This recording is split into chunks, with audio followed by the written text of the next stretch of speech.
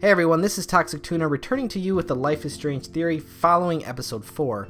Now, first off, this theory is roughly based off a theory that somebody posted on the Square Enix forums. Somebody left me a comment about it on one of my videos, and I thought it was rather interesting. I will put a link in the description. I strongly encourage you guys to check it out.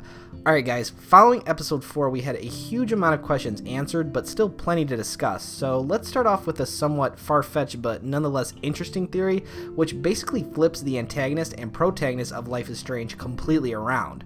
So as we learned from episode 4, Mr. Jefferson is definitely the bad guy, and I don't believe in this theory that this is any different at all. What this theory is really focused around is Sean and Nathan Prescott, so let's talk a little bit about them. Their involvement in the disappearance of Rachel Amber and the dark room is clearly apparent after we trail Nathan to the barn and uncover the dark room, which revealed all those familiar red binders with the many victims of Blackwell Academy.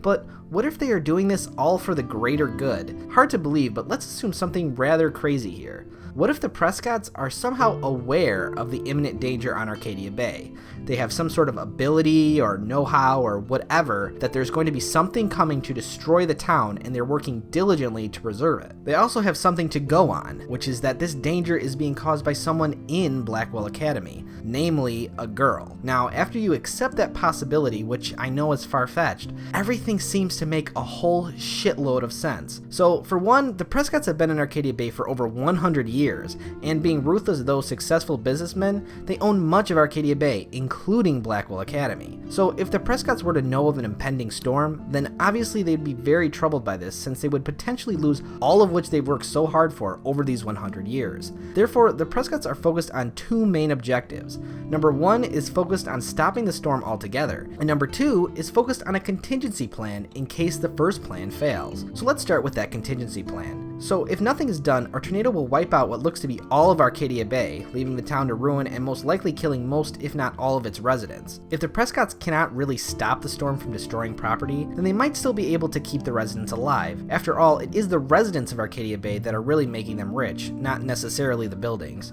So when we are searching through the barn, we uncover an interesting article mentioning that the Prescotts bring bomb shelter boom to town. An interesting find which is story level driven and not decision based. So basically what this article might mean is that there's already several bomb shelters spread around Arcadia Bay to allow residents to survive during the storm, and the Prescotts are the ones who made sure that happened. Remember when we had the option to tell the homeless woman that there's a storm coming? Well, maybe that means that that decision determines whether or not she can make it to one of those bomb shelters or not. And then you might ask, well, what happens after the storm? Will the residents really stay in the town after it was completely destroyed? Well, we can't forget that the Prescotts are currently working on building Prescott Developments, which is said to be located some ways away from the beach and will therefore most likely not be affected by the storm. These developments can provide temporary and maybe even permanent housing for the residents of Arcadia Bay, and will honestly just contribute to the Prescotts' wealth even further. Now obviously, the Prescotts will want to keep themselves safe as well, which is why the dark room was built.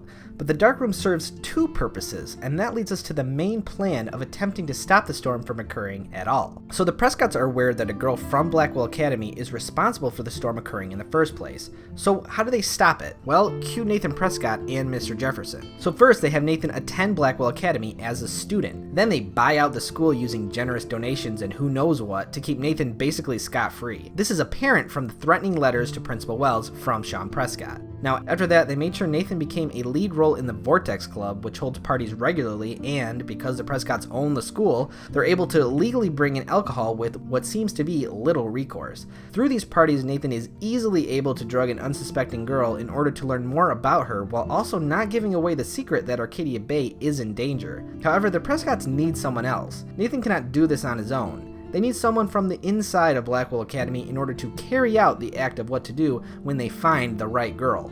Someone who is trusted and someone who has complete access to the school buildings. And this is where Mr. Jefferson comes into play. So Mr. Jefferson is a well-known photographer, and judging from his work, he has always been intrigued in photographing women, typically in ways where they appear helpless and bound. This works out very well for the Prescotts' plan. It's possible even that the Prescotts purposely hired Mr. Jefferson at a very high salary to work at Blackwell Academy for the sole reason to carry out their plans. After all, that would explain why someone so famous as Mr. Jefferson would ever even become a high school teacher in the first place. Now, with this agreement between the Prescotts and Mr.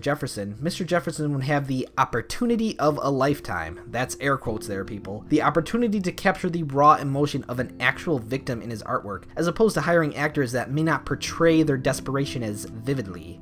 Those red binders are really Mr. Jefferson's portfolio, something he's most likely proud of and considers to be an art form which is lacking, and so he is therefore bringing it to the world. The Prescotts gave him all of this: a job, good money, and the opportunity of a lifetime. And in return, Mr. Jefferson has one main objective: find the time traveler and kill her. It's the only way they see it as saving Arcadia Bay from the storm. Whether that's true or not is completely a different story. So now really here, the photos, the drugs, and the kidnappings are just byproducts of keeping the town safe from the storm.